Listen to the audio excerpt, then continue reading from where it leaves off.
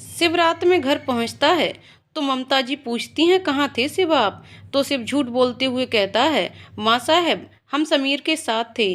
तो ममता जी कहती हैं, ठीक है शिव, आइए खाना खा लीजिए।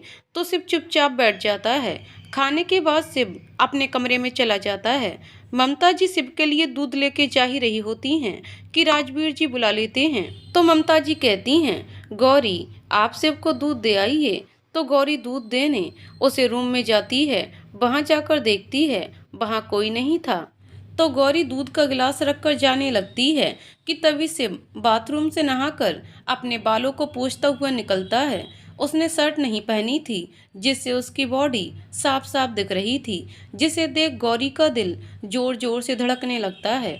तभी शिव उसे देखते देख लेता है तो कहता है, अरे गौरी जी आप यहाँ, कुछ काम था? तो गौरी झेप जाती है और नजरें चुराते हुए कहती है, वो माँ ने दूध भेजा था, पी लीजिएगा। और कहकर जाने को होती है कि उसका पैर कालीन में फंस जाता है, जिससे वो गिरने को होती है कि शिव उसे पकड़ लेता है, जिससे उसका हाथ गौरी की कमर पर होता है और गौरी का हाथ शिव के सीने पर होता है। दोनों लोगों की धड़कनें साफ साफ एक दूसरे को महसूस हो रही थीं। गौरी तो शिव के हाथ लगाने से जैसे पिघलने लगती है और अपनी आंखें बंद कर लेती है, जिसे देखकर शिव मुस्कुरा देता है और गौरी के कानों के पास जाकर कहता है, वैसे अब आप सेफ हैं, चाहे तो मुझे छोड़ सकती हैं, लेकिन आप ऐसे ही रहना चाहें तो मुझे कोई आपत्ति नहीं है। गौरी होश में आती है और वहां से भाग जाती है।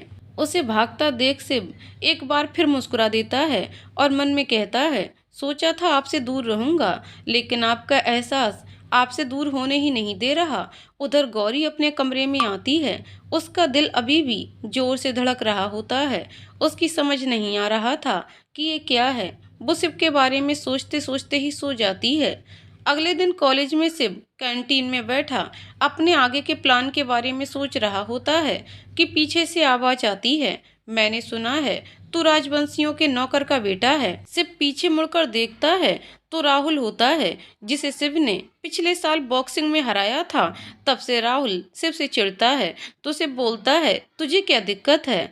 तो राहुल कहता है, नहीं नहीं, मुझे क्या दिक्कत होगी, लेकिन सुना है मिसेज राजवंशी तुझे बहुत मानती है। तो शिव बोलता है, तो तेरी क्यों जल रही है? राहुल हंसते हुए कहता है कि तुझे इतना मानती है, कहीं तो उनकी और उस नौकर की औलाद। इतना सुनते ही शिव गुस्से से लाल हो जाता है और राहुल को मारने लगता है। उसके साथ आए लड़के शिव को मारने की कोशिश करते हैं, लेकिन शिव पर तो जैसे भूत सवार था, वो राहुल को मारे ही जा रहा था।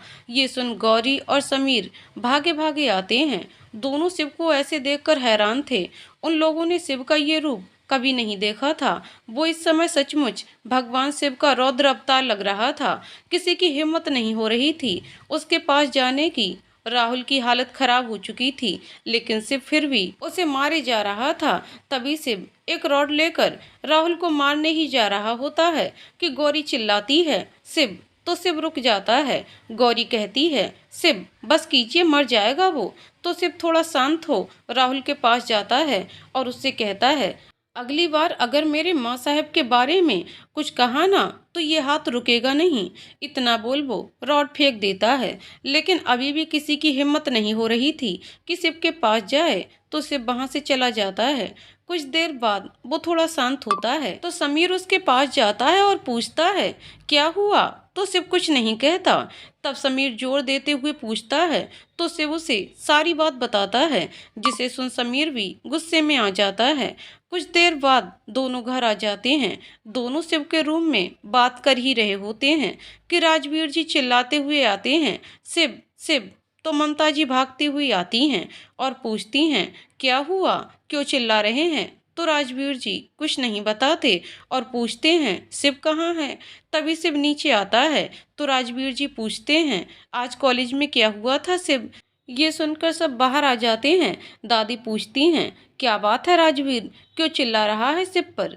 शिव कुछ नहीं बोलता तो राजवीर गुस्से में बोलते हैं, मैंने कुछ पूछा है शिव, आज कॉलेज में क्या हुआ था? तो ममता जी राजवीर जी को गुस्से में देखकर पूछती हैं, क्या हुआ है जी, आप इतने गुस्से में क्यों हैं? तो राजवीर जी कहते हैं, पूछिए अपने बेटे से क्या करके आया है। ममता जी शिव से पूछती हैं, सिर्फ क्या किया है आपने?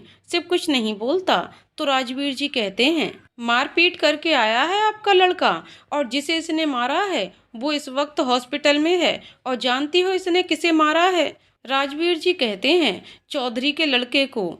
शिव को देखते हुए कहते हैं, तुम्हें पता है वो यहाँ के नेता हैं, क्या सोचकर तुमने उसे मारा? शिव अभी भी कुछ नहीं बोलता। तो ममता जी कहती हैं, शिव बाबा कुछ पूछ रहे हैं, जवाब दो। तो शिव कहता है, बाबा साहब वो माँ साहब के बारे में उल्टी सीधी बातें कर रहा था। तो राजवीर जी कहते हैं, कोई कुछ भी कहेगा तो उसे मारोगे?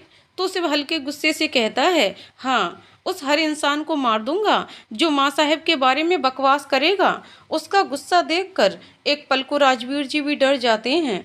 तो शिव आगे बोलता है, बता दीजिए चौधरी जी को, अपने बेटे को समझाएं, वरना अगली बार हॉस्पिटल नहीं सीधा शमशान पहुंचेगा। इतना बोल शिव अपने कमरे में चला जाता है। तो राजवीर जी, माँ ये क्या था? तो दादी हंसते हुए कहती हैं, प्यार प्यार था एक बेटे का अपनी माँ के लिए। ये सब देख ममता जी की आंखों में आंसू आ जाते हैं। तो राजवीर जी कहते हैं, लेकिन माँ, किसी को इसे मारना क्या सही है? तो समीर उन्हें बताता है कि क्या हुआ था, जिसे सुन राजवीर जी को भी गुस्सा आता है। तो दादी जी कहती हैं, सही किया शिव ने। तो दादाजी हंसते हुए कहते हैं, राजवीर अब तू भी ममता से सही से बात किया कर, वरना पता चला तुझे भी हॉस्पिटल जाना पड़ जाए। जिसे सुन सब हंसने लगते हैं। तो दादी कहती हैं, माँ के लिए इतना प्यार है तो अपनी बीवी के लिए तो ये दुनिया से ही लड़ जाएगा। बड़ी किस्मत वाली होगी जिससे शिव की शादी होगी। ये सुन गौरी पता नहीं क्यों शर्मा जाती है। उसे खुद पता नहीं क्यों वो शादी की बात सुन खुश है। सब नाश्ता कर रहे होते हैं। तब राजवीर जी कहते हैं, कल रात चौधरी साहब का फ़ोन आया था। तो दादी जी पूछती हैं, क्या कहा उन्होंने? तो राजवीर कहते हैं, पहले तो वो बहुत गुस्सा हो रहे थे, लेकिन जब हमने उन्हें बताया कि क्या हुआ तो वो माफ़ी मांग रहे थे। तो दादाजी कहते हैं, चलो अच्छा है, सब शांति से निपट गया। इन सब में शिव कुछ नहीं बोल रहा होता। तो राजवीर कहते हैं, शिव क्या हुआ, अभी तक नाराज हो हमसे? तो शिव कहता है, नहीं नहीं बाबा साहब, हम आपसे कैसे नाराज हो सकते हैं? हम बस कल के लिए माफ़ी चाहते हैं। हमें आपसे ऐसे बात नहीं करनी चाहिए थी, और उसे इतना मारना भी नहीं चाहिए था। हमें माफ़ कर दीजिए बाबा साहब। वो बस उसने माँ साहब के बारे में बोला तो गुस्सा आ गया। तो राजवीर कहते हैं, कोई बात नहीं शिव, लेकिन अपने गुस्से पर थोड़ा काबू रखो। ऐसे लोग तो हर जगह मिलेंगे, किस किस से लड़ते रहोगे? शिव हाँ में सिर हिला देता है। सब नाश्ता कर ही रहे होते हैं कि शिव के पास एक मैसेज आता है, हुक्म सब तैयार है। तो शिव उसे मिलने का मैसेज कर देता है। कॉलेज के बाद शिव जोरावर से मिलने जाता है। तो शिव कहता है, कहो जोरावर क्या मिला है? तो जोरावर कहता है, हुक्म सतीश और रितेश दोनों राणा का आधा काम देखते हैं, और उसके गैर कानूनी काम भी यही लोग देखते हैं। दोनों एक नंबर के कमीने हैं। उन दोनों का सारा कारोबार यहीं इसी शहर इंदौर में है, और वो दोनों गैर कानूनी काम भी यहीं से करते हैं। तो उसे पूछता है, मैंने जो ऑफिस में खबरी के बारे में पता करने को कहा था उसका क्या हुआ? तो जोरावर कहता है, जी हुक्म, हमने पता लगाया। वो हमारे मैनेजर दीनदयाल जी थे जो राणा तक सारी खबरें पहुंचा रहे थे। तो शिव कहता है, ठीक है, उन्हें अपने कब्जे में रखो। जब तक हम नहीं आते उनका हिसाब हम खुद करेंगे। और वो चौधरी क्या हुआ? वैसे उसने बाबा साहब से माफ़ी तो मांगी है, लेकिन हमें उस पर भरोसा नहीं है। तो जोरावर कहता है, हुक्म, जब आपने फ़ोन करके हमें बताया था तभी हमने पता किया ये चौधरी ठीक आदमी नहीं है, लेकिन हमने उन्हें ऐसे समझा दिया है जिससे किसी को आप पर शक नहीं हो। तो शिव एक पेपर देते हुए कहता है, ये लो जोरावर, ये पैसे चचा को दे देना, बाकी तो तुम्हें पता ही है क्या करना है।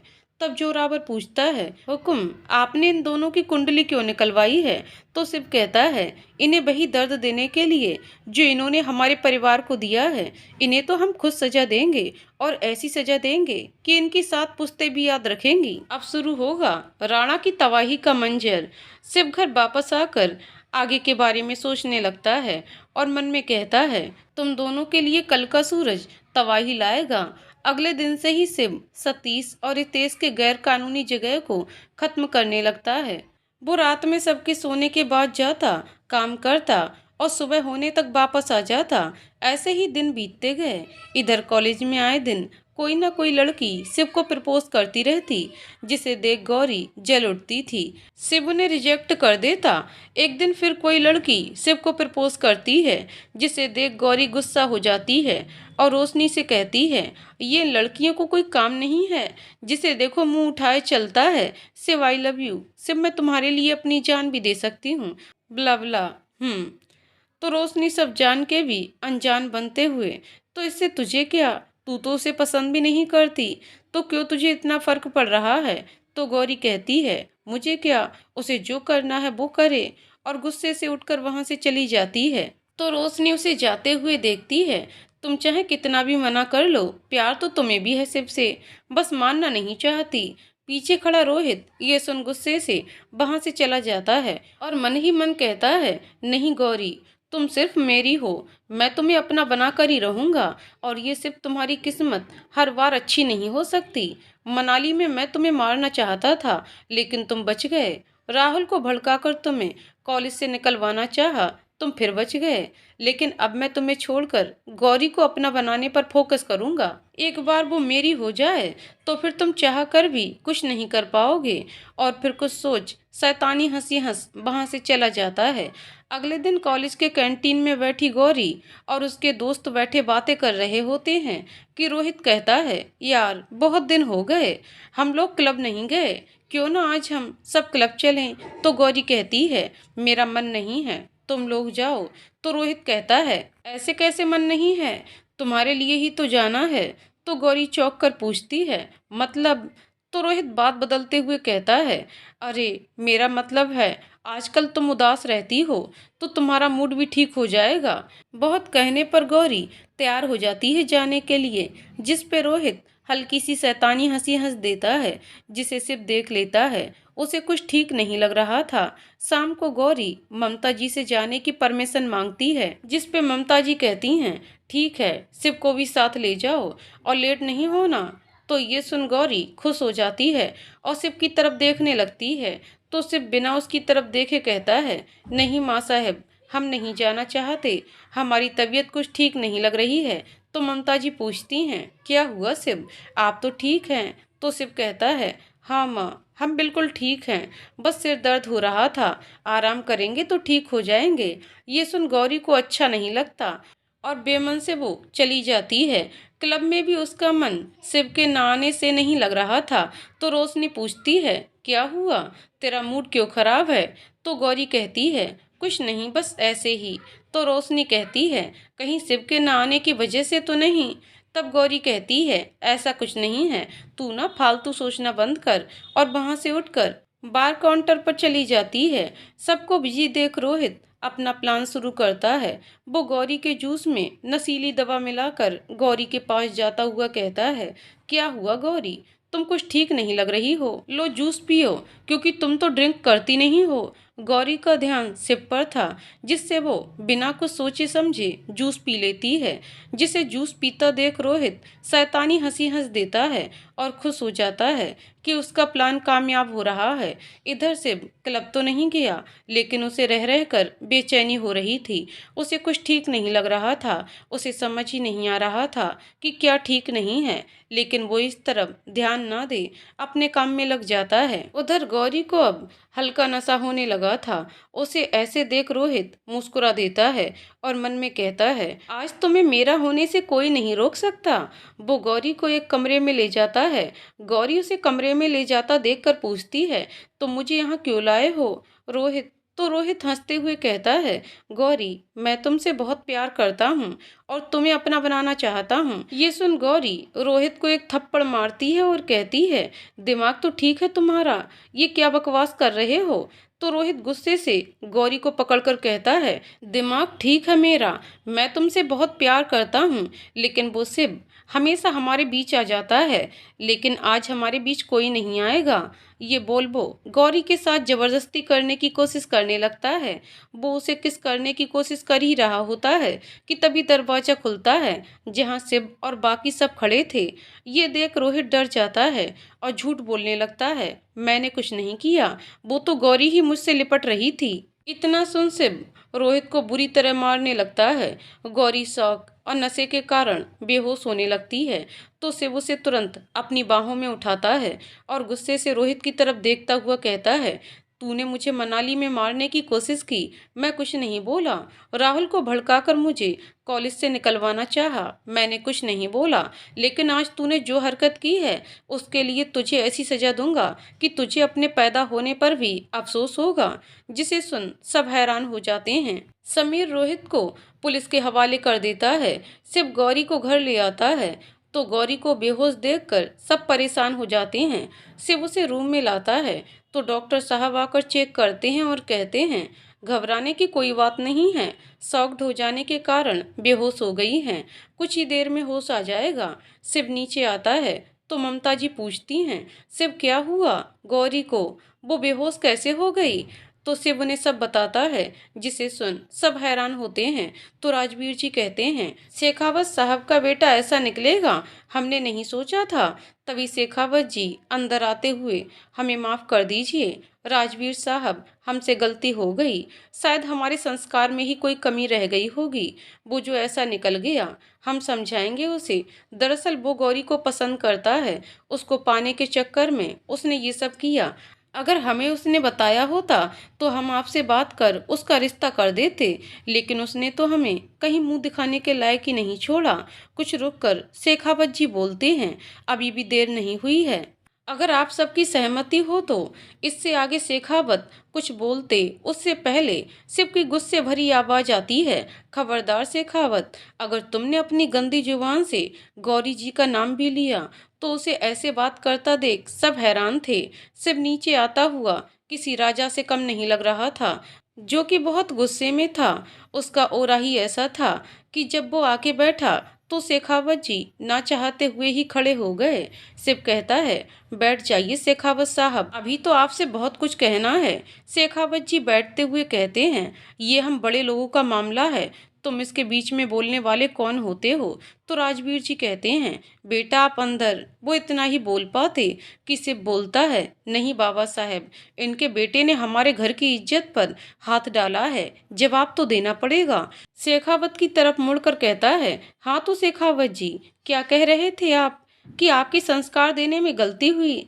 अरे आपके खुद के संस्कार सही होंगे तब तो आप संस्कार देते। आज की ये हरकत आपके बेटे ने आपके साथ ही मिलकर की है, जिसके सबूत हैं हमारे पास, आपका ड्राइवर। और हाँ, क्या कहा आपने, गलती हो गई? शेखावत साहब, एक बार को गलती कहते हैं, बार बार करने वालों को गलती नहीं कहते। आपके बेटे ने मनाली में हमें मारने की कोशिश की, तब हमने उसे पहली गलती समझकर माफ कर दिया। उसने राहुल को भड़काकर हमें निकलवाने की कोशिश की, हमने उसे भी माफ कर दिया, लेकिन इसे माफ नहीं किया जाएगा। अब आपके पास दो रास्ते हैं, या तो अपने बेटे को यहाँ से दूर भेज दीजिए या फिर आप दोनों जेल जाने के लिए तैयार हो जाइए। तभी शेखावत का फोन बजने लगता है तो वो डर जाता है और फोन की तरफ देखता है तो शिव कहता है, उठाइए, आपके बेटे ने जो किया उसका ये बस छोटा सा हर्जाना है। शेखावत फोन उठाकर बात करता है तो उसे पता चलता है कि उसकी कंपनी पर रेड पड़ी है। वो तो अब डर के मारे कांपने लगता है और कहता है, नहीं नहीं, मेरी कंपनी को कुछ मत करना, मैं उसे यहाँ से विदेश भेज दूंगा। शिव कहता है, ठीक है, आपके पास सिर्फ 5 घंटे का समय है और अब आप जा सकते हैं। शेखावत वहां से भाग लेता है। शेखावत जी वहां से चले जाते हैं। सब शिव को देख रहे थे। शिव का ये रूप देख सब हैरान थे तो राजवीर जी पूछते हैं, शिव तुम ठीक हो? अब शिव को पता चलता है कि उसने क्या कर दिया तो शिव बात संभालने के लिए झूठ बोलता है, क्या हुआ बाबा, आप सब मुझे ऐसे क्यों देख रहे हैं? तो राजवीर जी कहते हैं, बेटा तुमने क्या किया कि शेखावत जी यहाँ से भाग निकले, और तुम्हें कैसे मालूम कि रोहित ने ही तुम्हारा एक्सीडेंट करवाया? तो शिव झूठ कहता है, कुछ नहीं बाबा, वो एक दिन हम लाइब्रेरी जा रहे थे तो हमने रोहित को बात करते हुए सुना था तो पता चला उसने ही हमारा एक्सीडेंट करवाया है, लेकिन उस वक्त हमने कुछ नहीं कहा क्योंकि हमारे पास सबूत नहीं थे। और रही बात शेखावत जी की कंपनी की, तो उस दिन सालगिरह वाली पार्टी में हमने उनके सेक्रेटरी के मुंह से सुना था कि उनकी कंपनी में गैर कानूनी काम होते हैं, तो बस हमने पुलिस को फोन करके सब बता दिया। ये सुन ममता जी गुस्सा करते हुए कहती हैं, उसकी हिम्मत कैसे हुई तुम्हारे साथ ऐसा करने की। और तो और उसने हमारी बच्ची के साथ। इतना कहते हुए वो रोने लगती हैं।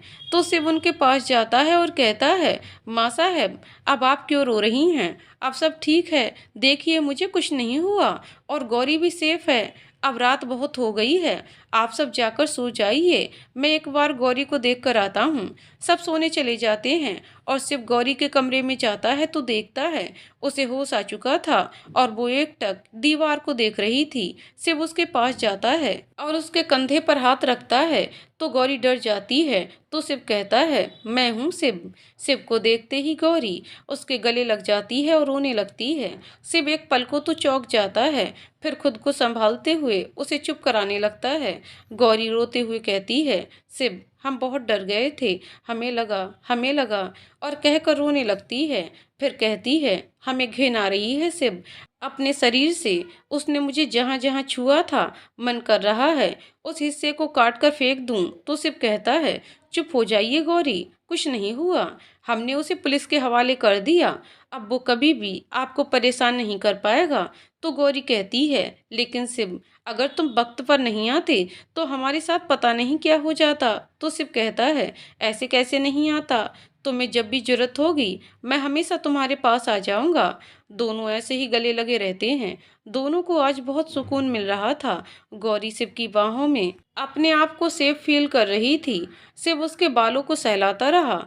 थोड़ी देर में वो सो गई। शिव बाहर आ गुस्से से जोरावर को फोन करता है तो जोरावर, जी हुक्म। शिव कहता है, नजर रखो उस शेखावत पर, अगर उसने कुछ भी उल्टी सीधी हरकत की बर्बाद कर दो उसे।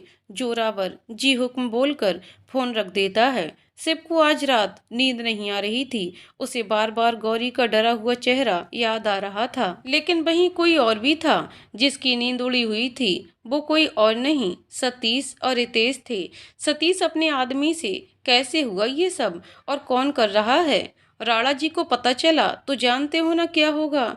तो आदमी बोलता है, जी सर हम पता कर रहे हैं लेकिन हमें थोड़ा वक्त लगेगा। तो रितेश कहता है, ये बात क्या राणा जी के आगे कह पाओगे? तो आदमी डरता हुआ कहता है, जी सर मैं जल्दी ही पता लगाकर आपको बताता हूँ, और वहाँ से चला जाता है। तो सतीश रितेश से, कौन हो सकता है यार रितेश, कहीं उस राठौर का छोटा भाई तो नहीं? तो रितेश कहता है, अरे नहीं यार, वो तो अपनी कंपनी संभालने में लगा हुआ है और उसे तो ये लगता है कि उसके भाई साहब को उनके किसी दुश्मन ने मारा है। वो कैसे कर सकता है? तो सतीश कहता है, फिर कौन है जो ये सब कर रहा है? रितेश कहता है, कोई नहीं, पता लगा लेंगे उसका, फिर ऐसी मौत देंगे कि उसकी रूह कांप उठे। इधर अगले दिन राठौर पैलेस में अनिकेत फोन पर बात कर रहा होता है। ऐसे कैसे मना कर दिया, कुछ कहा नहीं? तो दूसरी तरफ से फोन पर उनका सेक्रेटरी कहता है, सर उन्होंने कहा है कि आपसे ज्यादा अच्छी डील उन्हें राणा जी की कंपनी दे रही है। ये सुन अनिकेत को गुस्सा आता है और वो फोन काट देता है। जोरावर को यही सही समय लगा पेपर देने का। तो जोरावर वो पेपर अनिकेत जी को देता है। अनिकेत जी पेपर हाथ में लेते हुए कहते हैं, क्या है ये जोरावर? जोरावर कुछ बोलता उससे पहले राधिका और रचिता जी आ जाती हैं और पूछती हैं, क्या बात है? तब तक अनिकेत जी उस पेपर को पढ़कर जोरावर की ओर देखते हैं और पूछते हैं, ये क्या है जोरावर, इतने पैसे आखिर किसने दिए हैं? तो जोरावर बताता है, साहब ये लंदन के मिस्टर चार्ल्स ने दिए हैं। वो 3 दिन पहले यहाँ आए थे बड़े हुक्म से मिलने। उन्हें नहीं पता था कि अब वो हमारे बीच नहीं रहे। फिर उन्हें हमारी कंपनी की हालत के बारे में पता चला तो उन्होंने हमें ये दिया। जब हमने लेने से मना किया तो कहने लगे, आज मैं जो कुछ भी हूँ सिर्फ सोम की वजह से हूँ। आज जब उसके परिवार को मेरी जरूरत है तो मैं कैसे पीछे हट जाऊँ? तो मैंने कहा, लेकिन फिर भी साहब इसे नहीं लेंगे। तो उन्होंने कहा, ठीक है तो लोन समझ के ही रख लो, जब हो तब दे देना। ये सुन अनिकेत की आंखों में आंसू आ जाते हैं और कहते हैं, भाई साहब ने इस कंपनी को हमेशा मुसीबतों से बचाया है और आज उनके ना रहने पर जब ये कंपनी मुसीबत में है तो भी उन्होंने ही इसे बचाया। राधिका कहती है, पापा हमें मिस्टर चार्ल्स से मिलकर उन्हें धन्यवाद देना चाहिए। ये सुन जोरावर मुस्कुराया और मन में कहने लगा, हुक्म, आपको सब पहले से ही कैसे पता चल जाता है? फिर मुस्कान छिपाते हुए कहता है, साहब उन्होंने कहा है कि वो किसी जरूरी काम से 3 महीने के लिए फ्रांस जा रहे हैं और आपसे 3 महीने बाद आकर मिलेंगे। इधर आज जब गौरी उठी तो उसे कल रात की बात याद आ गई कि कैसे उसने शिव को गले लगा लिया। ये सोचकर वो शर्मा गई और उठकर तैयार होने चली गई। तैयार होकर जाने ही वाली थी कि उसकी नज़र शिव के लाए हुए पायल पर पड़ी जो वो उसे देने वाला था। कुछ सोचकर उसने वो पायल पहन ली। वो जब नीचे आई तो सब उसे ही देख रहे थे। तो ममता जी ने पूछा, बेटा कैसा लग रहा है अब? तो गौरी कहती है, माँ हम ठीक हैं। तो राजवीर जी कहते हैं, बेटा आपको आज आराम करना चाहिए। तब गौरी कहती है, नहीं पापा, घर में रहेंगे तो जरूर बीमार हो जाएंगे, इसलिए हम कॉलेज जा रहे हैं। कॉलेज में आज गौरी बार बार शिव के सामने जानबूझकर आ रही थी ताकि शिव उसकी पायल को नोटिस करे।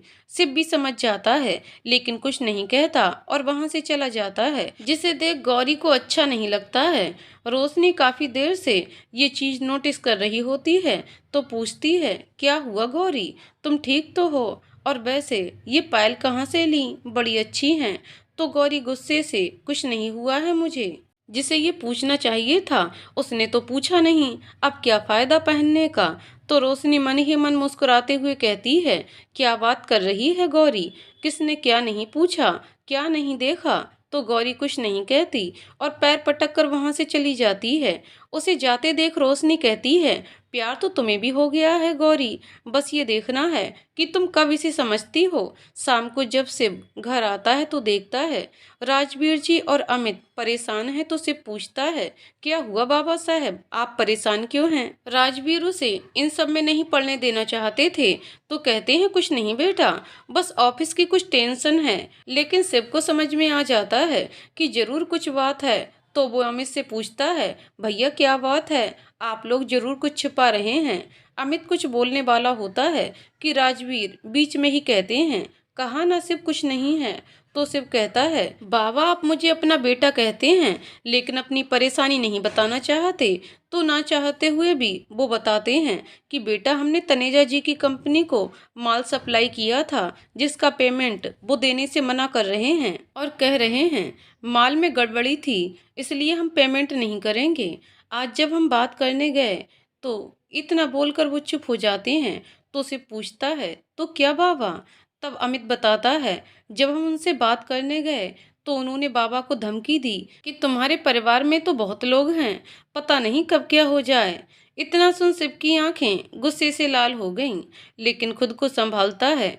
तो अमित कहता है, 80 करोड़ की बात है, अगर वो समय से नहीं मिले तो कंपनी में वर्कर लोगों को सैलरी देने में दिक्कत आ सकती है और कंपनी बदनाम हो सकती है, जिसे आगे हमारे साथ कोई काम नहीं करना चाहेगा।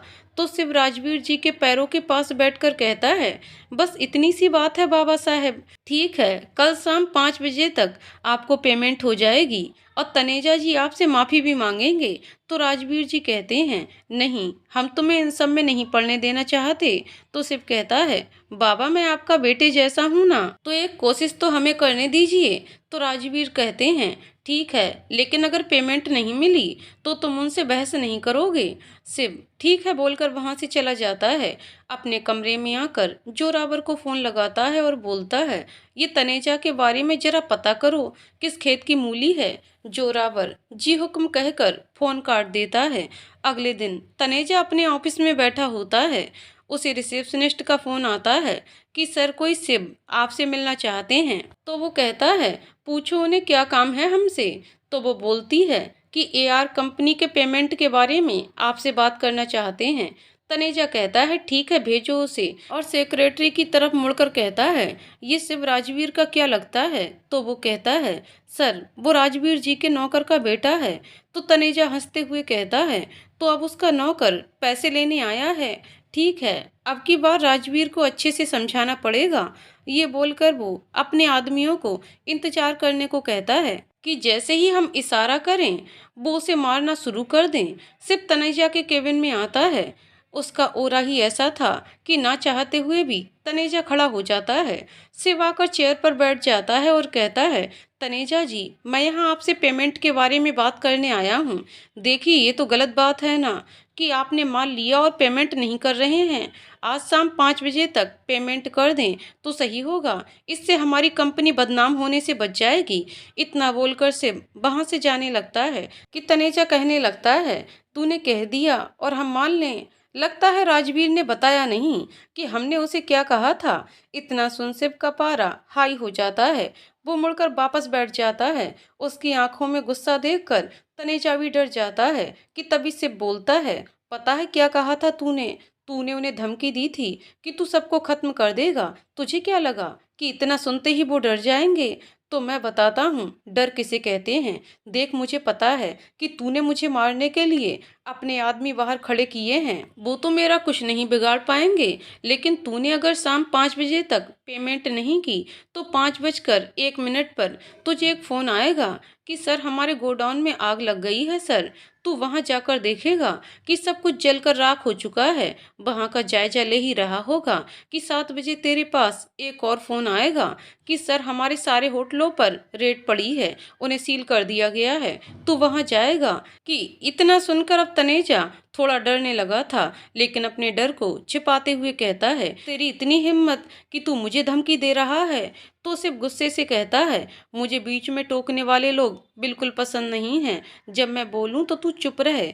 सिर्फ कहता है, हाँ तो कहाँ थे हम? हाँ, होटलों को सील कर दिया गया है। तू वहां जाएगा कि तुझे फिर एक फोन आएगा कि तेरे घर में इनकम टैक्स की रेड पड़ी है। तू वहां भागता हुआ जाएगा। ये सब होते होते रात के 10 बज जाएंगे। फिर तुझे एक लास्ट कॉल आएगा जो कि अमेरिका से होगा। ये सुन तनेजा चिल्लाकर कहता है, चुप कर तू, ऐसा कुछ नहीं करेगा। दरअसल तनेजा का इकलौता बेटा अमेरिका में पढ़ाई कर रहा है, जिसे तनेजा अपनी जान से भी ज्यादा चाहता है।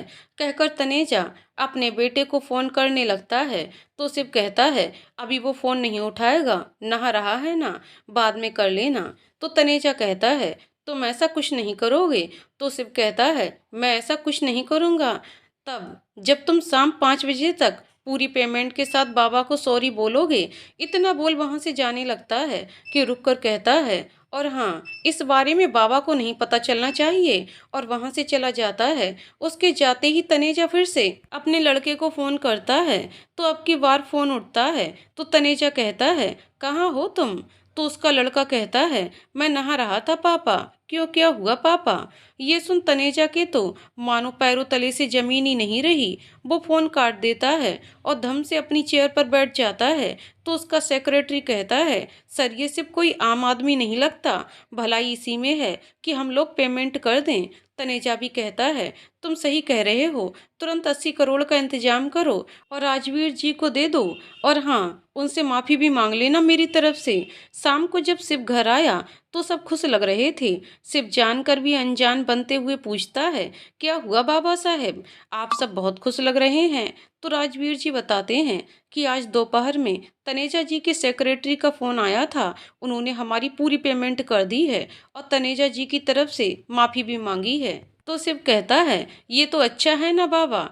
तो ममता जी पूछती हैं, आपने ऐसा क्या किया शिव कि वो इंसान जो कल तक धमकी दे रहा था आज माफ़ी मांग रहा है? कहीं आपने कुछ गलत काम तो नहीं किया ना? तो शिव कहता है, क्या माँ साहब, आपको लगता है कि हम कुछ गलत करेंगे? वो तो हमने जब उन्हें बताया कि आपके पेमेंट ना करने से हमारी कंपनी को क्या क्या नुकसान हो सकता है तो वो तुरंत मान गए।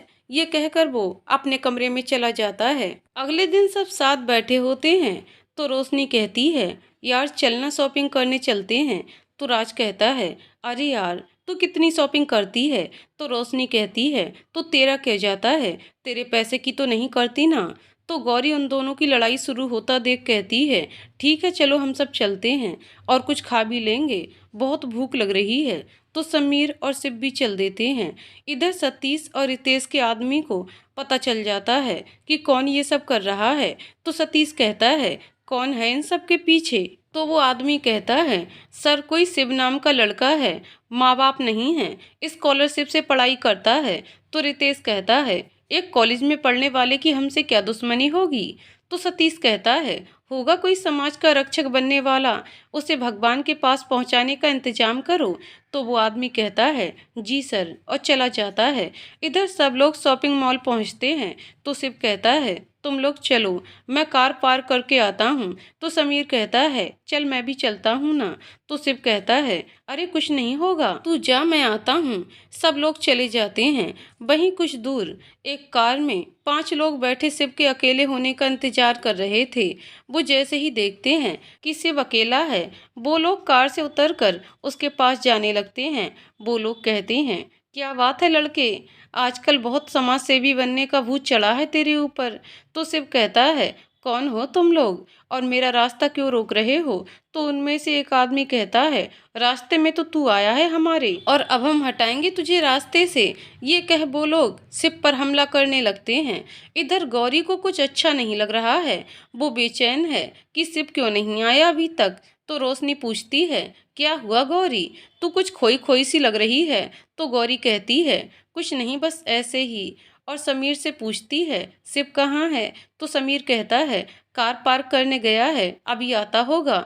जब कुछ देर वो नहीं आया तो गौरी कहती है समीर शिव क्यों नहीं आया अभी तक, अब तक तो उसे आ जाना चाहिए था। तो समीर कहता है मैं एक बार जाके देखता हूँ। तो गौरी कहती है रुको समीर मैं भी चलती हूँ। वो लोग पार्किंग की तरफ बढ़ते हैं। वहां पहुंचकर देखते हैं शिव कुछ लोगों से लड़ रहा है। तो समीर तुरंत उसके पास भागता है। किसी और को आता देख वो आदमी लोग शिव को चाकू मार देते हैं और भाग जाते हैं। शिव चाकू लगने के कारण गिरने लगता है। ये देख गौरी तो जैसे जम ही जाती है, उसे समझ ही नहीं आ रहा था कुछ। समीर शिव को पकड़ता है और गौरी को बुलाता है। तो गौरी होश में आती है, उसके आंसू गिरने लगते हैं। वो दोनों शिव को हॉस्पिटल लेके जाते हैं। समीर घर पर फोन कर शिव पर हमले के बारे में बता देता है, जिसे सुन ममता जी रोने लगती हैं। सब परेशान हो जाते हैं। दादी जी कहती हैं पता नहीं कितनी तकलीफ लिखी है इस बच्चे की किस्मत में, एक खत्म नहीं होती कि दूसरी आ जाती है। इधर समीर रोशनी और राज को भी हमले के बारे में बता देता है। वो तुरंत हॉस्पिटल पहुंचते हैं। तो ममता जी और बाकी सब भी पहुंचते हैं। ममता जी का तो रो रो कर बुरा हाल था। इन सब में किसी की नज़र गौरी पर नहीं गई। वो तो तब से बुत बनकर एक कोने में खड़ी थी। रोशनी की नज़र उस पर गई तो वो उसके पास जाते हुए बोली गौरी। तो गौरी रोशनी को पकड़कर जोर जोर से रोने लगी और कहने लगी रोशनी उन्हें कुछ होगा तो नहीं ना, अगर उन्हें कुछ हो गया तो हम नहीं जी पाएंगे रोशनी, हम मर जाएंगे। हम बहुत प्यार करते हैं उनसे, हम नहीं रह सकते उनके बिना। रोशनी ये सुनकर खुश होती है लेकिन कुछ कहती नहीं। इधर डॉक्टर के ऑपरेशन रूम से बाहर आते ही ममता जी दौड़कर उनके पास जाती हैं और पूछती हैं क्या हुआ डॉक्टर साहब, वो ठीक तो है ना। तो डॉक्टर कहते हैं हाँ वो एकदम ठीक है, ज़्यादा चिंता की कोई बात नहीं है। ममता जी पूछती हैं क्या हम उनसे मिल सकते हैं। तो डॉक्टर कहते हैं जी जरूर, लेकिन 2 घंटे बाद। सब शिव से मिलने जाते हैं। ममता जी जाते ही रोते हुए पूछती हैं शिव ये कैसे हुआ। तो शिव कहता है माँ साहब आप रो क्यों रही हैं, कुछ भी तो नहीं हुआ। वो लोग चोर थे, मुझे अकेला देखकर मुझसे पैसे छीनने लगे। जब उन्हें नहीं मिला तो उन्होंने ये कर दिया, इसमें घबराने की कोई बात नहीं है। सब शिव का हाल पूछते हैं लेकिन गौरी की हिम्मत ही नहीं हो रही थी कि वो ऐसी हालत में शिव को देख सके। सबके जाने के बाद जब गौरी शिव को देखने जाती है तो शिव कुछ कहता उससे पहले गौरी रोते हुए जाकर उसके गले लग जाती है और हल्का डांटते हुए कहती है क्या जरूरत थी उनसे लड़ने की, चुपचाप पैसे दे देते उन्हें, तुम्हें कुछ हो जाता तो मेरा क्या होता, कभी सोचा है। गौरी को समझ में आता है कि वह क्या बोल गई तो वो झेंपते हुए कहती है मेरा मतलब था माँ का क्या होता। तो शिव उसे देखकर मुस्कुरा देता है कि तभी एक मेल नर्स आता है और कहता है मैम आप बाहर जाइए, हमें सर को कुछ इंजेक्शन देने हैं। तो गौरी बाहर चली जाती है। शिव उसे जाते देखता रहता है। उसके बाहर जाने के बाद शिव कहता है ये चोरी का मामला नहीं था, पता करो कौन है इसके पीछे। तो जोरावर कहता है जी हुक्म। जी हाँ, वो मेल नर्स कोई और नहीं बल्कि जोरावर ही था। शिव की चोट ठीक होने लगी तो उसे सब लोग हॉस्पिटल से घर ले आए। गौरी उसका बहुत ध्यान रखती थी। शिव को सब समझ में आ रहा था लेकिन वो मजबूर था। उधर सतीश और रितेश गुस्सा थे कि उनका प्लान फेल हो गया। वो चिल्लाते हुए कहते हैं तुम लोग किसी काम के नहीं हो, एक बच्चे तक को नहीं मार पाए। तो वो आदमी कहता है, सर वो कोई मामूली लड़का नहीं था, अगर कुछ देर हम और रुकते तो वो हमें ही मार देता। तो सतीश कहता है, किसी काम के नहीं हो तुम सब, चले जाओ और दोबारा दिखाई मत देना यहाँ। वो लोग चले जाते हैं। इधर शिव भी लगभग ठीक हो चुका था। वो बैठा एक बुक पढ़ रहा था कि जोरावर का फोन आता है। तो शिव कहता है, हाँ जोरावर, कुछ पता चला कि किसने किया था ये? तो जोरावर कहता है, जी हुक्म, हमने सब पता कर लिया और आपसे मिलना है, बहुत जरूरी है। तो शिव कहता है, ठीक है, कल हम वहीं मिलेंगे जहाँ मिलते हैं। अगले दिन गौरी को अब ये रियलाइज हो चुका था कि वो उससे प्यार करती है, तो वो किसी न किसी बहाने से शिव के पास ही रहती थी। वो उससे बात कर ही रही थी कि सायना वहां पहुंच गई। सायना शिव की क्लासमेट थी जो उसे बहुत लाइन मारा करती थी। वो किसी न किसी बहाने से उसके आसपास रहने की कोशिश करती थी। सायना कहती है, शिव मुझे कुछ चीजें समझ नहीं आ रही, क्या तुम मुझे समझा दोगे? तो शिव कहता है, हाँ क्यों नहीं। तो इटलाते हुए कहती है, यहाँ नहीं, किसी शांत जगह चलते हैं। तो शिव कहता है, ठीक है तुम चलो, मैं अभी आता हूँ। ये सुन गौरी को बहुत जलन होती है। शिव जब उससे बात करने जाता है तो वो गुस्से से कहती है, नहीं पहले तुम उस सायना को समझा लो, फिर मुझसे बात करना। और गुस्से से पैर पटकते हुए वहां से चली जाती है। गौरी गुस्से में थी कि रोशनी पूछती है, क्या हुआ, इतने गुस्से में क्यों है? तो गौरी कहती है, बाकी लड़कियों से कितने हंस के बातें करता है और मेरे पास आते ही दूर भागने लगता है। तो रोशनी कहती है, तो तू उसे बता दे कि तू उसे प्यार करती है, फिर वो किसी के पास भी नहीं जाएगा। तो गौरी कहती है, मैं क्यों बोलूं, उसे ही बोलना चाहिए। अगर मैंने उसे प्रपोज कर दिया तो शादी के बाद बच्चों के सामने कहेगा, तुमने ही तो पहले प्रपोज किया था। इतना बोलते ही गौरी को समझ आता है कि वो क्या बोल गई। तो रोशनी उसके मजे लेते हुए कहती है, अरे अरे, प्रपोज अभी किया नहीं और बात शादी बच्चे तक भी पहुंच गई। तो गौरी कहती है, बस कर यार, मेरे मजे मत ले और बता क्या करें। तो रोशनी कहती है, बोल दे उसे, वो प्यार करता है तो उससे मान जाएगा। तो गौरी कहती है, ठीक है, 3 दिन बाद उसका जन्मदिन आ रहा है, उसी दिन उसे प्रपोज कर दूंगी। इधर से जोरावर से मिलने पहुंचता है। से पूछता है, तो बोलो जोरावर, किसने किया था ये हमला? तो जोरावर कहता है, हुक्म, सतीश और रितेश को पता चल चुका है कि आपने ही उनके सारे धंधे चौपट किए हैं।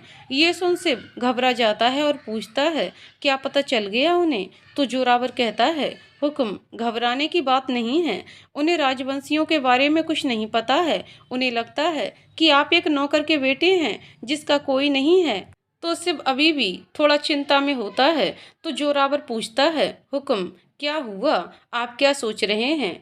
तो शिव कहता है कि भले अभी उन्हें नहीं पता कि हम कौन हैं, लेकिन जल्दी ही उन्हें पता चल जाएगा कि हम राजवंशियों के यहाँ रहते हैं। फिर हम तक पहुंचने के लिए वो लोग उस परिवार के किसी को भी निशाना बना सकते हैं। और गुस्से से कहता है, ये सतीश और रितेश का अंत नजदीक आ गया है। फिर कुछ सोचते हुए कहता है, लगता है मेरे वापस आने का टाइम आ गया है। तो जोरावर पूछता है, तो मतलब आप उन्हें राजवंशी सब सच बता देंगे? तो शिव कहता है, नहीं, अगर उन्हें बता दिया तो माँ कभी जाने नहीं देंगी। तो जोरावर कहता है, तो क्या आप बिना बताए ही चले जाएंगे? तो शिव कहता है, नहीं, हम ये भी नहीं कर सकते, वरना बाबा साहेब हमारे बारे में पता करवाने लगेंगे। उससे उन लोगों को सतीश और रितेश को पता चल सकता है। तब शिव जोरावर से कहता है, जिसे सुन जोरावर कहता है, हुक्म, क्या ये ठीक रहेगा? तो शिव कहता है, और कोई चारा नहीं है जोरावर, अगर हमने ये नहीं किया तो सब बिगड़ जाएगा। तुम इन सब का इंतजाम करो। शिव घर आता है तो गौरी सामने सोफे पर बैठी होती है। वो शिव से पूछती है, कहाँ गए थे? तो शिव कहता है, कहीं नहीं, बस समीर के साथ था। तो आप समीर के साथ बहुत घूमते हैं? गौरी ने पत्नी की तरह शक करते हुए पूछा। तो शिव कहता है, अरे अब इसमें क्या दिक्कत है, दोस्त है मेरा तो उसी के साथ घूमूंगा ना। फिर गौरी धीरे से कहती है, आजकल सायना भी तो है। तो शिव समझ जाता है कि गौरी को जलन हो रही है। तो शिव मजे लेते हुए कहता है, हाँ वो तो है, वैसे तुम मुझे कुछ बात करने वाली थी ना जब सायना आई थी। तो गौरी मन में कहती है, अब तो जो कुछ कहना सुनना है 3 दिन बाद ही होगा। गौरी, नहीं नहीं, तो हम क्या कहने वाले थे? तो शिव कहता है, ओके, फिर कह के वो अपने रूम में चला जाता है। उसको जाते देख गौरी कहती है, 3 दिन बाद जब मैं तुम्हें प्रपोज कर दूंगी तब सायना को तुम्हारे आसपास भी नहीं भटकने दूंगी। बड़ी आई मेरे सिर पर डोरे डालने वाली।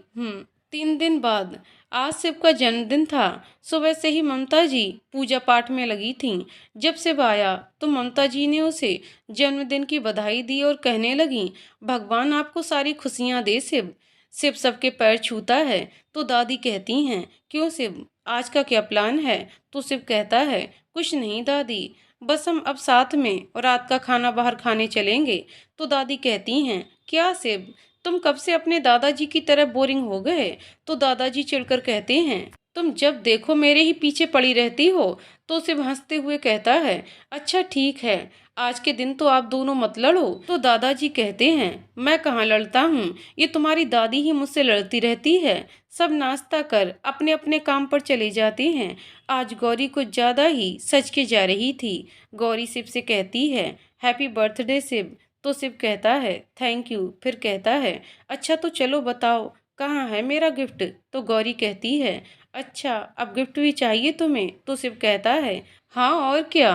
तो गौरी कहती है, ठीक है बताओ क्या चाहिए, अगर मेरे बस में होगा तो मैं जरूर दूंगी। तो शिव कहता है, ठीक है, पहले प्रॉमिस करो कि जो बोलूंगा दोगी। तो गौरी कहती है, हाँ ठीक है बाबा, बताओ भी तो। शिव कहता है, मुझे तुमसे एक वादा चाहिए। तो गौरी पूछती है, कैसा वादा? तो शिव कहता है, यही कि चाहे कुछ भी हो जाए तुम कभी भी माँ बाबा साहब को नहीं छोड़ोगी। गौरी कहती है, तुम ऐसा क्यों कह रहे हो? तो शिव कहता है, नहीं पहले वादा करो। तो गौरी कहती है, हाँ ठीक है वादा रहा, मैं माँ बाबा को कभी अकेला नहीं छोड़ूंगी। ये सब बातें तो गौरी कर रही थी, लेकिन उसके मन में आज कैसे प्रपोज करना है वही सब चल रहा था। दोनों कॉलेज पहुंचते हैं तो गौरी कहती है, सिर्फ आज 2 बजे तुम कैफे मार्क में आ जाना। तो उसे पूछता है, क्यों? तो गौरी कहती है, बस ऐसे ही, तुम्हारा बर्थडे है तो छोटी सी पार्टी दी है। तो शिव कहता है, ठीक है, और वहां से चला जाता है। रोशनी आती हुई कहती है, और मेरी डार्लिंग कैसी चल रही है प्लानिंग? तो गौरी शर्माते हुए कहती है, सब कुछ हो गया है, आज 2 बजे कैफे मार्क में उसे बुलाया है। तो रोशनी कहती है, ओहो तू तो बड़ी तेज निकली, सब प्लानिंग अकेले ही कर ली। तो गौरी कहती है, अकेले कहाँ, समीर ने भी की है, और तुझे भी अभी मेरा साथ देना होगा, आज तू भी मेरे साथ चल रही है। तो रोशनी कहती है, क्यों, मैं तुम दोनों के बीच में कबाब में हड्डी बनूं? तो गौरी कहती है, चलना, मुझे हिम्मत मिलेगी। तो रोशनी इटलाते हुए कहती है, अच्छा ठीक है, जब तू इतना फोर्स कर रही है तो मैं चलने को तैयार हूँ। उधर शिव के पास जोरावर का फोन आता है तो वो कहता है, हुक्म, सब तैयार है, कब करना है? तो शिव कहता है, आज ही, क्योंकि इसमें जितनी देर होगी उतना ही खतरा बढ़ेगा। तो जोरावर कहता है, हुक्म, एक बार और सोच लीजिए। तो शिव कहता है, और कोई चारा नहीं है जोरावर, हमें ये करना ही होगा। तो जोरावर कहता है, ठीक है हुक्म, और फोन रख देता है। इधर गौरी और रोशनी कैफे पहुंच जाती हैं। सब कुछ रेडी होता है, बस शिव का इंतजार होता है। गौरी से तो वक्त काटे नहीं कट रहा था। जैसे ही 2 बजे गौरी कैफे के गेट की तरफ देखने लगती है कि कहीं शिव आ तो नहीं गया। 2:30 बज चुके थे, शिव अभी भी नहीं आया। तो गौरी गुस्से से कहती है, इनको बोला था 2 बजे आने को, लेकिन नहीं, हमें वेट करवाने में मजा आता है ना। ठीक है कोई नहीं, करवा लो वेट, मेरा भी टाइम आएगा। अब 3 बज चुके थे। गौरी अब थोड़ी परेशान होने लगी थी कि शिव अब तक आया क्यों नहीं। 5 बज चुके थे, शिव अभी भी नहीं आया। तो गौरी की हिम्मत अब टूटने लगी थी। तो रोशनी कहती है, कब तक वेट करेंगे यार, उसे आना होता तो अब तक आ गया होता। तब तक समीर भी वहां पहुंच जाता है। समीर रोशनी से, क्या हुआ, शिव यहाँ नहीं आया? तो रोशनी कहती है, नहीं। तो समीर कहता है, अरे ऐसे कैसे नहीं आया, वो तो 1 बजे ही यहाँ आने के लिए निकल गया था। गौरी कुछ बोलती उससे पहले ही उसके पास एक फोन आया। उसे उठाती है, उधर से कुछ बोला जाता है जिसे सुन गौरी बेहोश हो जाती है। समीर उसे संभालता है और फोन उठाकर बात करने लगता है। तो उधर से ममता जी की रोती हुई आवाज आती है। तो समीर कहता है, क्या हुआ आंटी, तो ममता जी कहती हैं, बेटा तुम गौरी को लेकर पुलिस स्टेशन पहुंचो, हमें पुलिस ने लाश की पहचान करने को बुलाया है, हमारी गाड़ी का एक्सीडेंट हो गया है।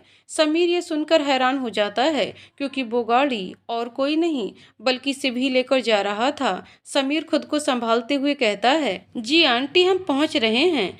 वो रोशनी को सब बताता है, जिसे सुन रोशनी भी हैरान हो जाती है। समीर गौरी को होश में लाता है और कहता है, गौरी संभालो खुद को, हो सकता है वो शिव ना हो कोई और हो।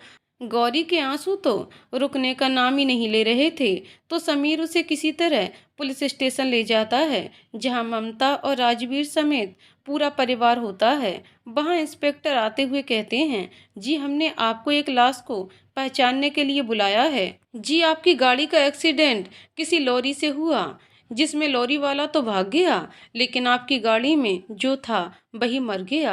लाश काफी बुरी हालत में है, तो आप लोग पहचानने की कोशिश कीजिए। गौरी को तो जैसे कोई होश ही नहीं था, कहाँ वो आज शिव को प्रपोज करने वाली थी और कहाँ ये सब।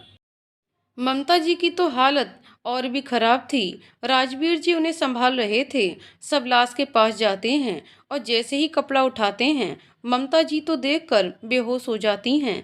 राजवीर जी की आंखों में भी आंसू थे। लाश काफी खराब हालत में थी, लेकिन उसके कपड़े वही थे जो आज शिव ने पहने थे। इंस्पेक्टर उन्हें एक पर्स देते हुए कहता है, ये हमें इस लाश की जेब से मिला था। उसे देख राजवीर जी और भी दुखी हो जाते हैं क्योंकि वो पर्स शिव का ही था। सब दुखी थे। गौरी के तो जैसे आंसू ही सूख चुके थे, वो कुछ बोल ही नहीं रही थी। समीर भी काफी दुखी था। उसका इकलौता दोस्त जिसे वो भाई की तरह मानता था, वो आज नहीं रहा।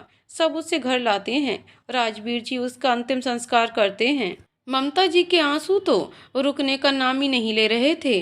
कहने को तो सिर्फ कोई भी नहीं था उनका, लेकिन न जाने क्यों ममता जी को कभी भी वो अनजान नहीं लगा। इधर गौरी को तो जैसे कुछ होश ही नहीं था। वो ना ही कुछ बोलती ना ही कुछ खाती। सब दुखी थे शिव के इस तरह से चले जाने पर। 5 साल बाद शिव को गए आज 5 साल हो चुके थे।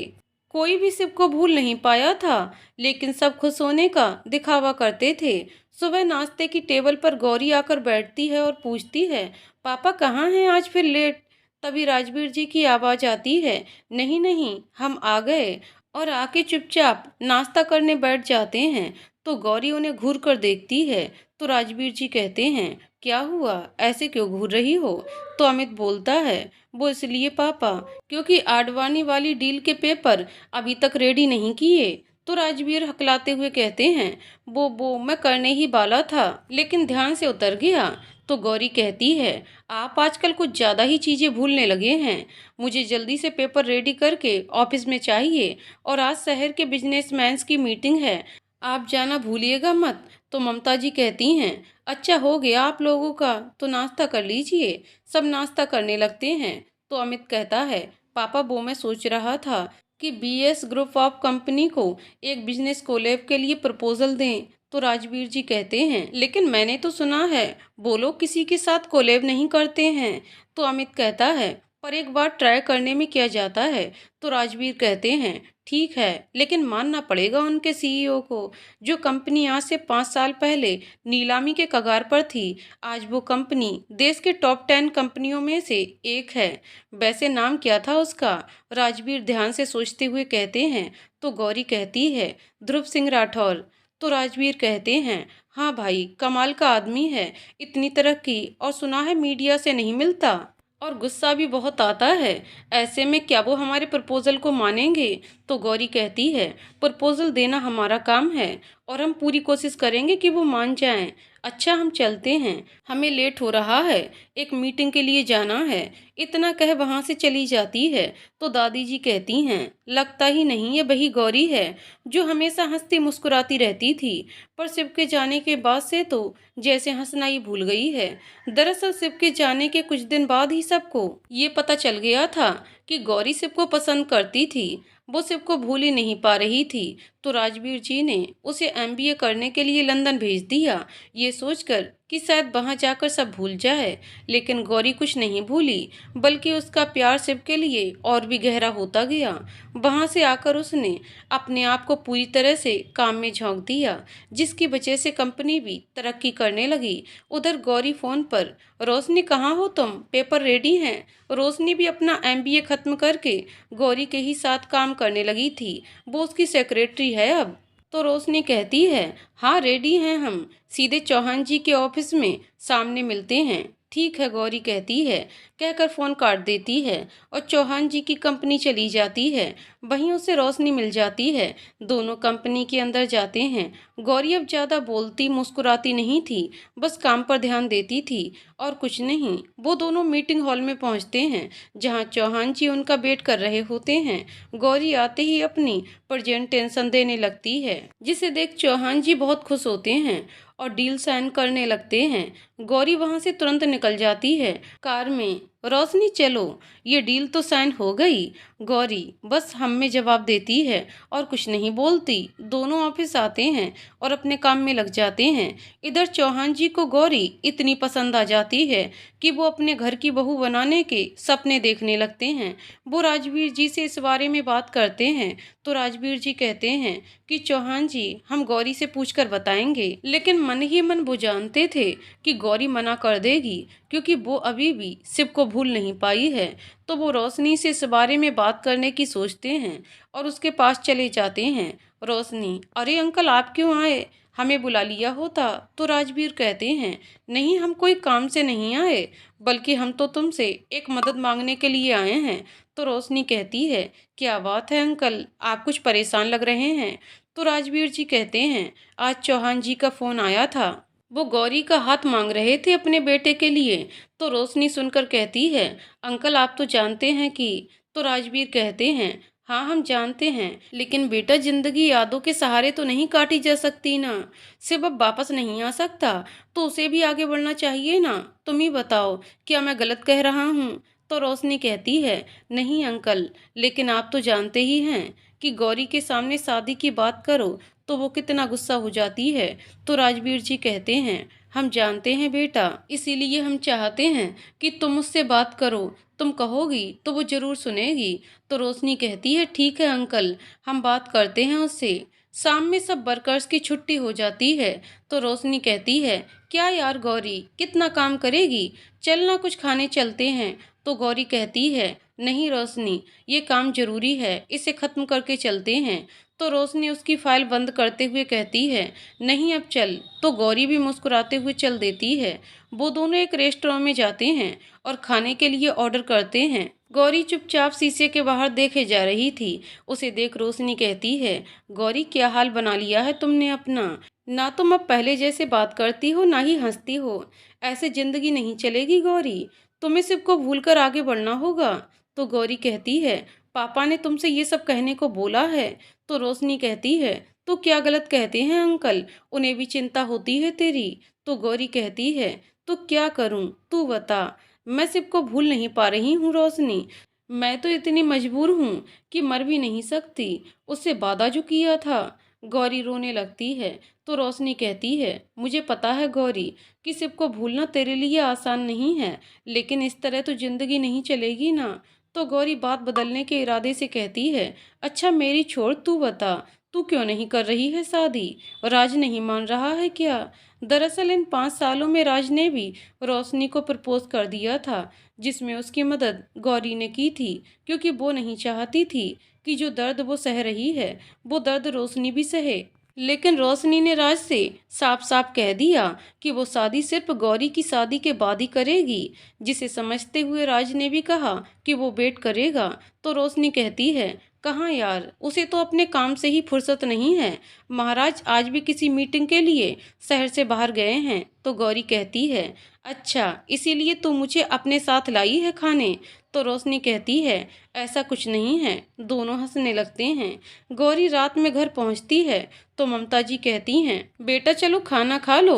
तो गौरी कहती है, नहीं माँ, हम रोशनी के साथ बाहर ही खाकर आए हैं, पापा आ गए क्या। तो ममता जी कहती हैं, नहीं वो आज किसी पार्टी में गए हैं। तो गौरी ठीक है बोलकर शिव के कमरे में चली जाती है। शिव के जाने के बाद उसने शिव के कमरे में रहना शुरू कर दिया था ताकि उसके एहसास को महसूस कर सके। गौरी जाकर बेड पर बैठ जाती है और शिव के फोटो को लेकर उससे कहती है, शिव आपको तो मजा आ रहा होगा ना हमें ऐसे तड़पता देखकर। वो रोते हुए कहती है, शिव देखिए ना हमने तो गुस्सा करना भी कम कर दिया है। आपने तो कहा था कि दुनिया खूबसूरत नजर आएगी, लेकिन मेरी दुनिया तो आप ही थे। क्यों चले गए हमें अकेला छोड़कर? वापस आ जाइए ना शिव, कहकर फूट फूट कर रोने लगती है। ममता जी बाहर खड़ी ये सब सुन रही थीं। उनका दिल टूट कर रह गया, लेकिन वो कुछ नहीं कर सकती थीं। उन्होंने देखा था गौरी को शिव के लिए तड़पते हुए, लेकिन वो चाह कर भी कुछ नहीं कर सकती थीं।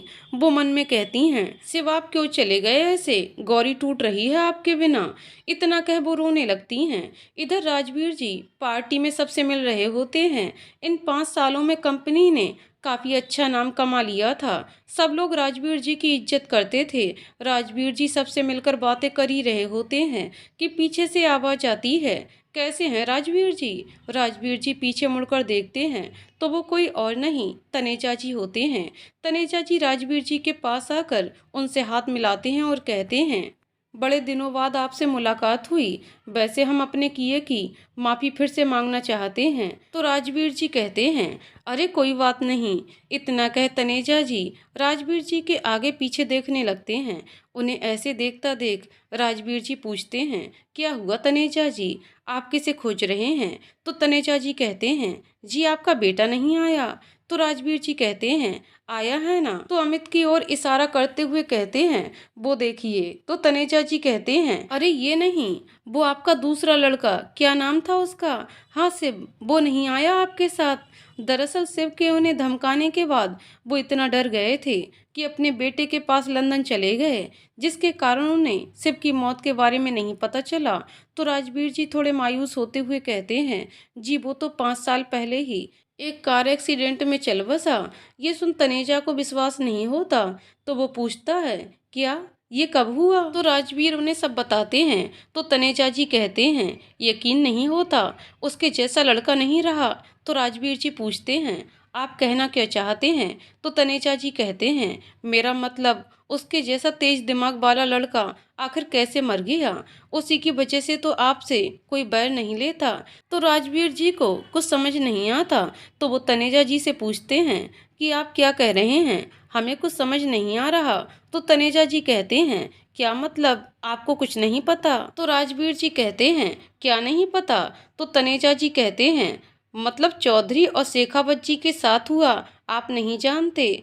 इन दोनों का नाम सुन राजवीर जी पूछते हैं, क्या हुआ इन दोनों को? तो तनेजा जी कहते हैं, लगता है आप अपने आसपास की खबर नहीं रखते हैं राजवीर जी। तो राजवीर जी कहते हैं, आप क्या कह रहे हैं, हमें कुछ समझ नहीं आ रहा। तो तनेजा जी कहते हैं, राजवीर जी चौधरी इस वक्त जेल में है और शेखावत जी की कंपनी तो बर्बाद हो गई, जिसकी वजह से उन्हें विदेश भागना पड़ा। और वो भी इसलिए क्योंकि उन लोगों ने आपके परिवार को नुकसान पहुंचाने की कोशिश की थी। मुझे तो आज भी वो दिन नहीं भूलता जब वो मेरे पास पेमेंट की बात करने आया था। और ये कहकर राजवीर जी को सब बता देते हैं कि क्या हुआ था, और कहते हैं, इतना सब होने के बाद मैंने तो बदला लेने के बारे में सोचा, लेकिन उसने यहाँ आकर जो कारनामा किया उसे देख मेरे मन से वो ख्याल भी निकल गया। तो राजवीर जी पूछते हैं, ऐसा क्या किया था उसने?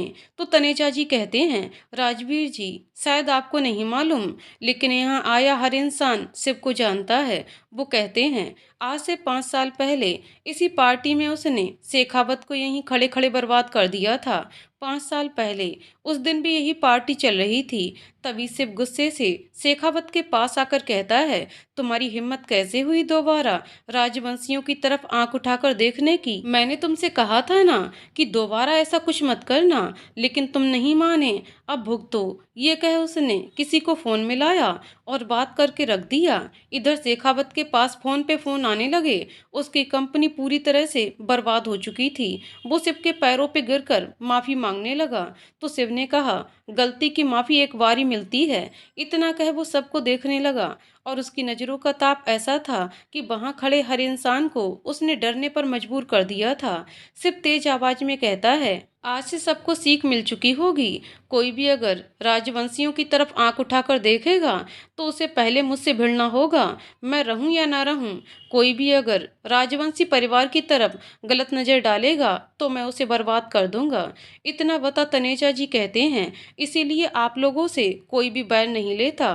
राजवीर ये सब सुनकर हैरान रह जाते हैं और कुछ नहीं कहते। वो घर आकर अपने कमरे में बैठकर कुछ सोचने लगते हैं। तो ममता जी पूछती हैं, क्या हुआ राजवीर जी, आप क्या सोच रहे हैं? तो राजवीर जी उन्हें भी सब बताते हैं जो उन्होंने तनेजा से सुना था। ये सुन ममता जी भी हैरान थीं। राजवीर जी कहते हैं, ममता जी हमें ऐसा लगता है कि शायद शिव को सब कुछ याद आ चुका था। तो ममता जी कहती हैं, पता नहीं जी, सच पूछो तो हमें लगता है कि इतना बोल ममता जी चुप हो जाती हैं। तो राजवीर जी पूछते हैं, तो क्या ममता जी? तो ममता जी कहती हैं, हमें लगता है कि शिव हमें छोड़कर नहीं गया है, वो है यहीं कहीं। तो राजवीर जी कहते हैं, क्या ममता जी, हमने उसके शरीर का अंतिम संस्कार किया है? तो वो कहती हैं, पता है, लेकिन पता नहीं क्यों मेरा मन ये मानने को तैयार नहीं है। तो राजवीर जी कहते हैं, ऐसा कुछ नहीं है ममता जी, आप सो जाइए। अगले दिन छुट्टी होने की वजह से सब घर पर ही थे। तभी समीर के माँ पापा और समीर अंदर आते हैं। तो राजवीर जी उनका स्वागत करते हुए कहते हैं, कैसे हो प्रेम? तो समीर के पापा प्रेम जी कहते हैं, ठीक हूँ यार, तुम बताओ तुम कैसे हो? तो राजवीर जी कहते हैं, हम भी ठीक हैं। और पूछते हैं, और आज यहाँ कैसे आना हुआ? तो प्रेम जी कहते हैं, बस तुम्हें शादी के लिए इनवाइट करने आया था। तो राजवीर जी मजाक करते हुए कहते हैं, क्या कह रहे हो, इस उम्र में शादी? तो प्रेम जी कहते हैं, क्या यार, मैं नहीं, समीर की बात कर रहा हूँ। तो सब समीर को देखने लगते हैं। तो वो अपना सिर नीचे कर लेता है। सब खुश हो जाते हैं। तो राजवीर जी पूछते हैं, अच्छा ये बताओ लड़की कौन है? तो प्रेम जी कहते हैं, बीएस कंपनी के सीईओ की बहन राधिका सिंह राठौर से। ये सुन सब खुश हो जाते हैं। इधर समीर उन सबको वहीं बात करता छोड़ गौरी से मिलने चला जाता है। वो शिव के कमरे में ही कुछ काम कर रही होती है। दरअसल शिव के जाने के बाद समीर और गौरी भी एक दूसरे से कम ही बात करते थे।